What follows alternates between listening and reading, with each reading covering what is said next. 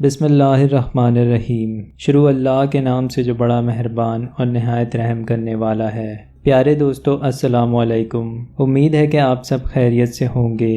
دوستو، آج کی اس ویڈیو میں ہم آپ کو ایک ایسا واقعہ بتائیں گے جسے سن کر آپ حیرت میں پڑ جائیں گے کہ کیسے ایک اللہ والے نے پنڈت کی بیٹی کو چھپکلی بنا دیا۔ پیارے دوستو، کہا جاتا ہے کہ ایک گاؤں تھا جہاں قدرت کی بے پناہ نعمتیں تھیں۔ اللہ عز و جل نے وہاں کے لوگوں کو مالا مال کیا ہوا تھا، غرض کہ وہاں ایسی نعمتیں تھیں جس کو دیکھ کر انسان اکثر مغرور ہو جایا کرتا ہے، اور سب سے بڑی اور بری بات یہ تھی کہ وہ سب کے سب کافر تھے اور اپنی شان و شوکت اور دولت پر فخر کرتے تھے۔ چونکہ ہر شخص دولت مند تھا اور کسی کے پاس بھی روپے پیسے کی کوئی کمی نہیں تھی، وہاں نہریں تھیں، باغات تھے اور دریا تھے، اور جب اتنا کچھ کسی انسان کے پاس ہو تو وہ مغرور ہو ہی جایا کرتا ہے۔ اور یہاں کسی ایک انسان کے پاس نہیں بلکہ پوری کی پوری بستی بے تحاشا دولت مند تھی، سوائے چند مسلمان گھروں کے۔ وہاں کافر زیادہ تھے اور مسلمانوں کے گھر ایک دو ہی تھے۔ ان کافروں کا ایک سردار پنڈت تھا جس کی اکلوتی بیٹی تھی اور جسے وہ بے تحاشا چاہتا تھا۔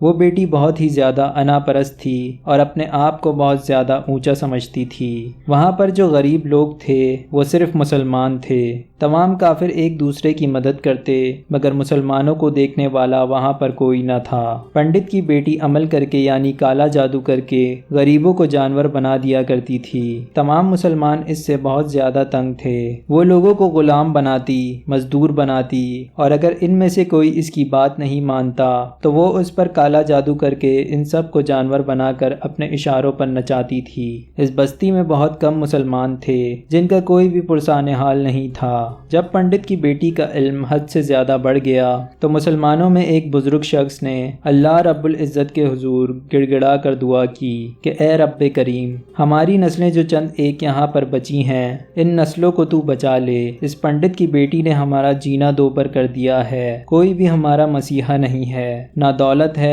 نہ جسمانی طاقت ہے۔ اے اللہ، ہمارے لیے کوئی ایسا مسیحا بھیج دے جو نہ صرف طاقتور ہو بلکہ اس جادوگرنی کو بھی ہرا دے۔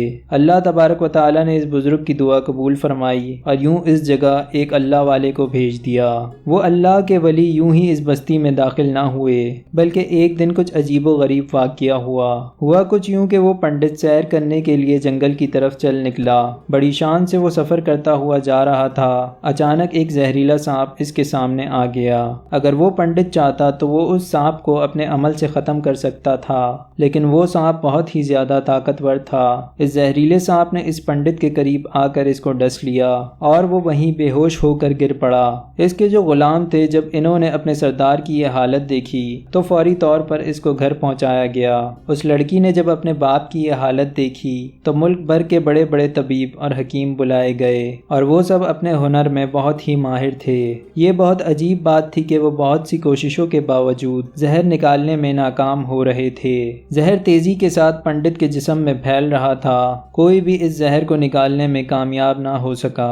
وہ خود ہی اتنا بڑا عامل تھا مگر اس کے باوجود وہ اپنا علاج نہیں کر پا رہا تھا اور اسے تو کوئی ہوش ہی نہیں تھا۔ اتنی بڑی طاقت رکھنے کے باوجود، اتنا روپیہ پیسہ ہونے کے باوجود، اتنے بڑے بڑے اپنے ہنر میں ماہر حکیم ہونے کے باوجود وہ تمام لوگ اس زہر کو جسم سے نکال نہیں پا رہے تھے۔ اس وقت شہر میں ایک درویش کی آمد ہوئی۔ درویش کو اللہ تعالیٰ نے اس مقصد کے لیے بھیجا تھا۔ درویش نے پنڈت کے گھر کے باہر پہنچ کر اس کے دروازے کو کھٹکھٹایا۔ باہر درباری کھڑے ہوئے تھے۔ انہوں نے کہا کہ کیا بات ہے، کس سے ملنا چاہتے ہو؟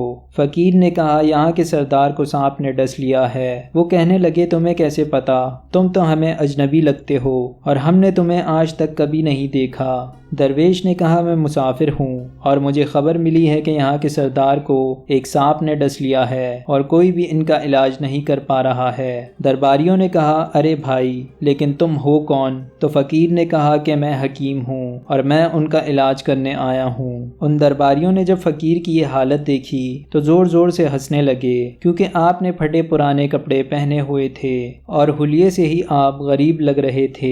درباریوں نے ہنستے ہوئے کہا، ارے بھائی، تم اتنے بڑے سردار کا علاج کرو گے؟ ملک بھر کے مایہ ناز طبیب اور حکیم بلائے گئے، پیسوں کی کوئی کمی نہیں ہے ہمارے سردار کے پاس۔ درویش نے کہا، اگر تم چاہتے ہو کہ تمہارے سردار کی جان بچ جائے تو پھر مجھے اندر آنے دو۔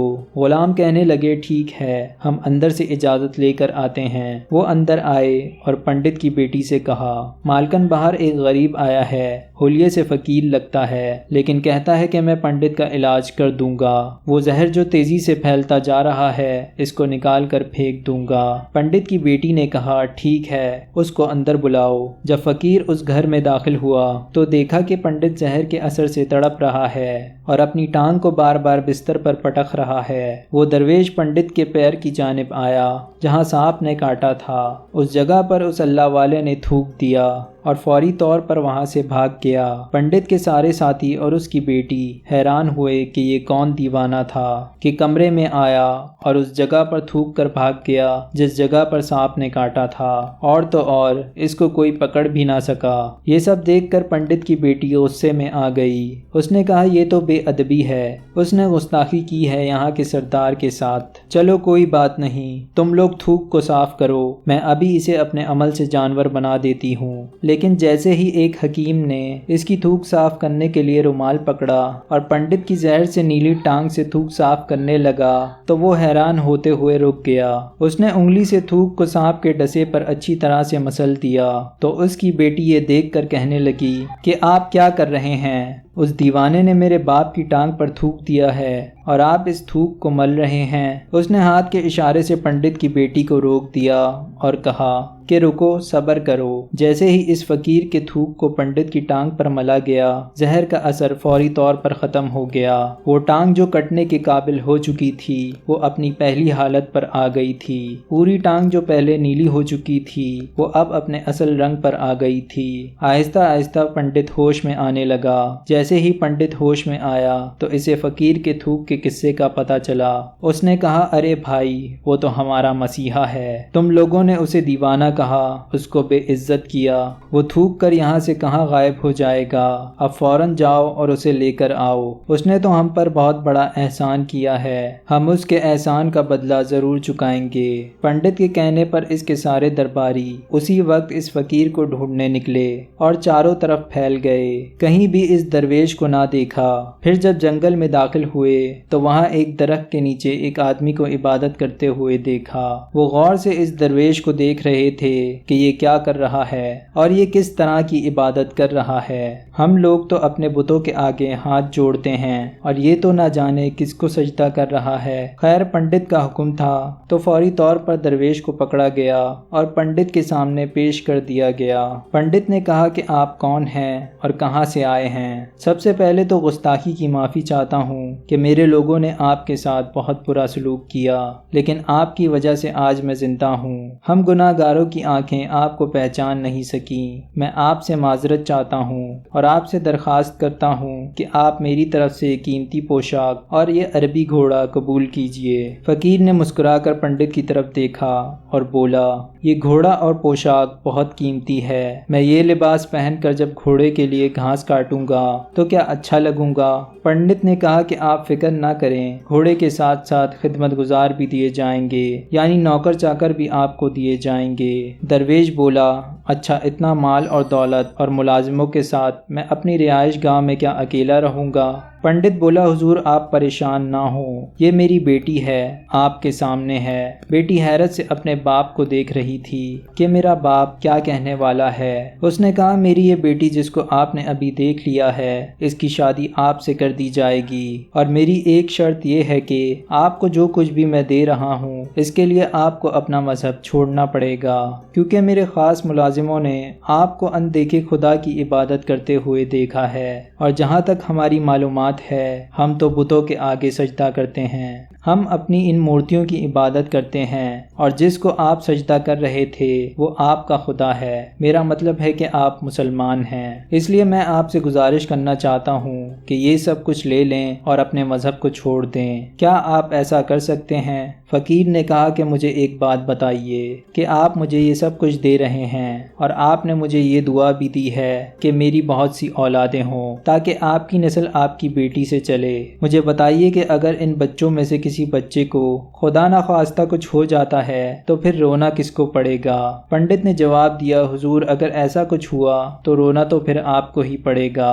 درویش مسکرا کر بولے، اگر یہ سارا مال لے کر مجھے رونا پڑے گا تو پنڈت جی آپ اپنا گھوڑا اور یہ قیمتی لباس، بیٹی اور یہ عالی شان گھر اپنے پاس ہی رکھیں۔ میں بہت خوش ہوں کہ میں ایک مسلمان ہوں۔ اگر یہ تمام نعمتیں لے کر اپنا مذہب چھوڑنا پڑے تو میں اپنی جان دے کر بھی اپنے مذہب کو نہیں چھوڑوں گا۔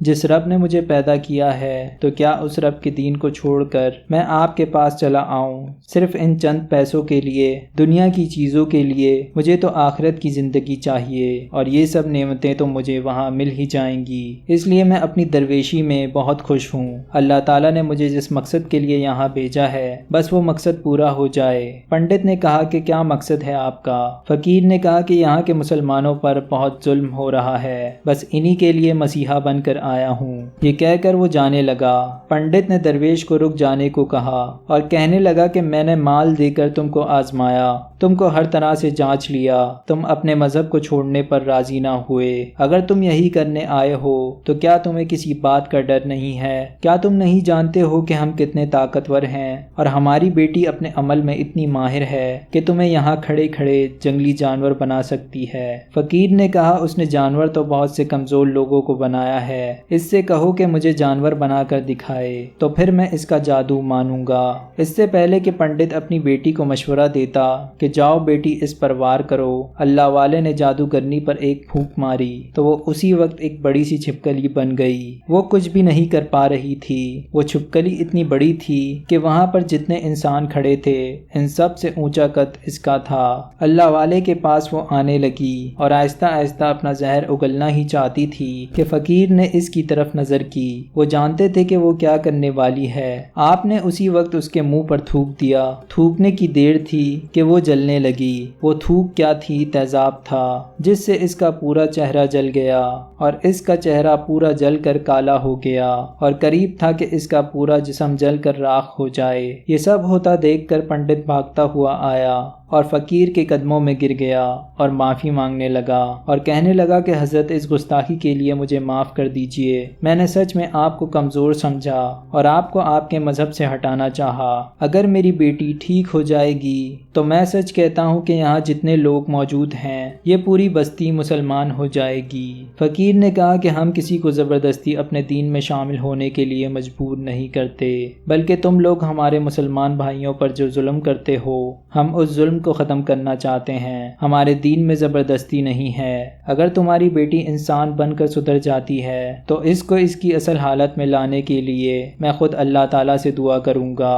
پنڈت کہنے لگا کہ ہاں میری بیٹی اپنی اصل حالت میں آئے گی تو وہ کسی پر بھی کوئی ظلم نہیں کرے گی، بلکہ میں اس کے لیے دل سے معافی چاہتا ہوں جو کچھ بھی میری بیٹی نے آپ کے ساتھ کیا ہے۔ آئندہ یہ کوئی بھی کالا جادو اور کوئی بھی ایسا گندا عمل نہیں کرے گی اور کسی بھی مسلمان پر کوئی سختی نہیں کرے گی، بس آپ اس کو دوبارہ سے انسان بنا دیں۔ اللہ والے نے ہاتھ اٹھائے، دعا کی اور اس چھپکلی پر پھونک مار دی تو وہ دوبارہ سے انسان بن گئی اور فقیر کے قدموں سے لپٹ گئی اور کہا کہ مجھے معاف کر دیجئے، میں نے آپ کو بہت کمزور سمجھا۔ آپ جب تک یہاں رہے آپ میرے لیے ایک فقیر انسان تھے، اپنے لباس اور حلیے سے مجھے ایک دیوانہ فقیر لگ رہے تھے۔ میرے باپ کی ٹانگ کا زہر آپ نے ہٹایا، اس کے باوجود میں آپ کی جان کی دشمن بن گئی اور میں چاہتی تھی کہ میں آپ سے بدلہ لوں، مگر مجھے تو خود عذاب مل گیا۔ وہ کہنے لگی کہ آج میں اپنے باپ کے ساتھ آپ کے دست مبارک پر مسلمان ہونا چاہتی ہوں اور یہ وعدہ کرتی ہوں کہ آئندہ اس بستی میں کوئی بھی کافر کسی مسلمان کو نہیں ستائے گا،